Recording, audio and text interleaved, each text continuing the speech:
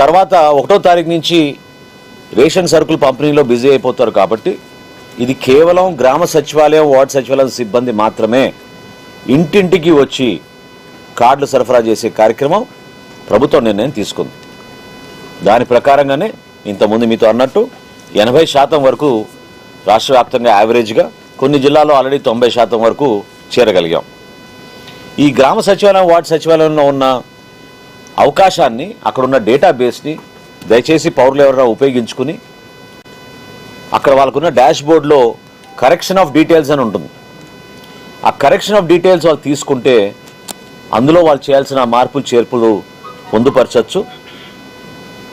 15వ సెప్టెంబర్ కల్లా, అంటే ఈ నెల 15 నుంచి మేము చివరి విడత ఈ 9 జిల్లాలు కూడా మేము కార్డులు పంపిణీ చేయబోతున్నాం. కాబట్టి 31 అక్టోబర్ వరకు మీకు ఎటువంటి మార్పులు చేర్పులు ఉన్నా దయచేసి మీరు చేయించుకోండి. 31 అక్టోబర్ వరకు రాష్ట్ర వ్యాప్తంగా మీకు అందిన కార్డులో ఎక్కడైనా పొరపాట్లు ఉంటే దాన్ని మీరు చేయించుకుంటే ఆ కార్డులు మేము మీకు ఉచితంగా మార్చి ఇస్తాం. మీకు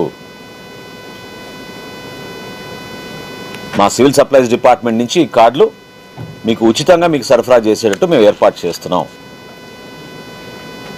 వచ్చే వారం నుంచి గ్రామ సచివాలయం వార్డు సచివాలయమే కాకుండా ప్రభుత్వం నిర్వహిస్తున్న స్మార్ట్ గవర్నెన్స్లో భాగంగా మన మిత్ర యాప్లో కూడా దీన్ని పొందుపరుస్తాం.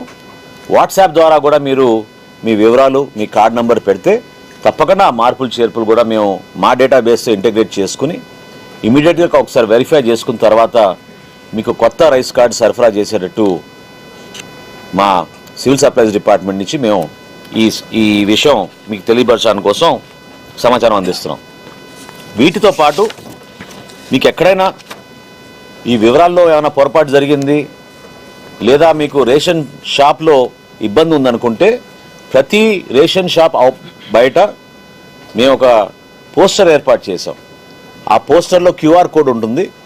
క్యూఆర్ కోడ్ని మీరు మీ ఫోన్లో స్కాన్ చేసుకుని ఆ స్థానికంగా ఉన్న ఆ రేషన్ షాప్లో ఉన్న సమస్య ఏమిటో, లేదా వాళ్ళ పనితీరు సరిగ్గా లేకపోవడం వలనో, లేదా వాళ్ళు 1వ తారీఖు నుంచి 15వ తారీఖు వరకు ఏ విధంగా షాప్ నిర్వహిస్తున్నారో, అందులో టైమింగ్స్లో ఏమైనా పొరపాట్లు ఉన్నా ఖచ్చితంగా మా దృష్టికి తీసుకురావచ్చు.